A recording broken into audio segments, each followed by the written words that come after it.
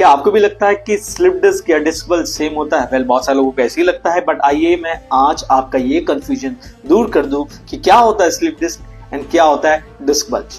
तो before knowing slip disc या disc bulge, आपको जानना जरूरी है that how your vertebrae and spine looks and how the intervertebral disc looks. Please focus करें।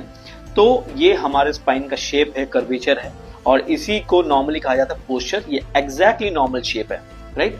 नाउ इसके बीच में पीछे से कुछ ये इस तरह दिखते हैं, ये येलो है, जो येलो कलर का जो है वो नर्व्स आपके वहां से निकलते हैं, जो कि अलग अलग मसल्स को सप्लाई करते हैं, और जिसकी वजह से मूवमेंट या सेंसेशन हमको मिलता है नॉर्मली फंक्शनिंग में। नाउ आगे की तरफ से मैं अगर करूं तो इसे ये इंटरवर्टिब्रल डिस्क है।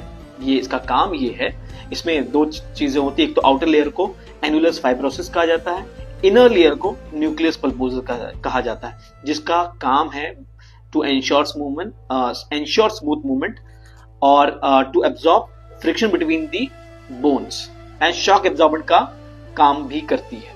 तो दो कंडीशन जो कि डिस्क बल्ज है या स्लिप डिस्क है, उसमें डिफरेंस क्या है आइए जानते हैं। तो डिस्क बल्ज मतलब आउटर लेयर का थोड़ा बाहर आ जाना, without any break, without any rupture of the outer layer. It's like a tyre जो कि बाहर बल्ज हो जाए, देयर इज नो रप्चर, वो डिस्क बल्ज है। इसमें बैक पेन या स्लाइटली टिंगलिंग एंड नमनेस हो सकता है, can be managed by physiotherapy, posture correction and early conservative management, that's it. Slip disc यानी हर्निएटेड डिस्क, ये थोड़ा सा सीरियस मामला होता है, जहां पे आपके पीछे से हम लोग देखते हैं, क्योंकि यूजुअली पीछे का ही रिस्क होता है, जहां पे आपका आउटर लेयर जो है, जिसको एनुलस फाइब्रोसिस कहा जाता है, वो ब्रेक होता है, और इनर लाइक जो nucleus pulposus jelly like structure होता है, जो कि शॉक एब्जॉर्बन के काम करता है, वो लीक होने लगता है।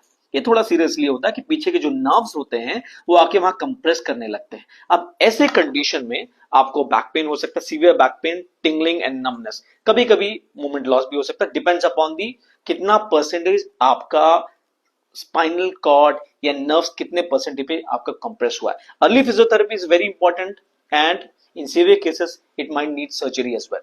तो आई होप आप समझ गए होंगे difference between the disc bulge which is pressure, no tear, while disc bulge where there is rupture and the gel gets leaked. ये दोनों कंडीशन में अर्ली डायग्नोसिस बहुत जरूरी है and physiotherapy plays a very important role. So आपको या आपके किसी क्लोज वंस को बैक पेन है तो इमीडिएटली फिजियो को कंसल्ट करें, and also don't forget to share this video to them to make them aware that what is the difference between disc bulge and the slip disc. And ऐसे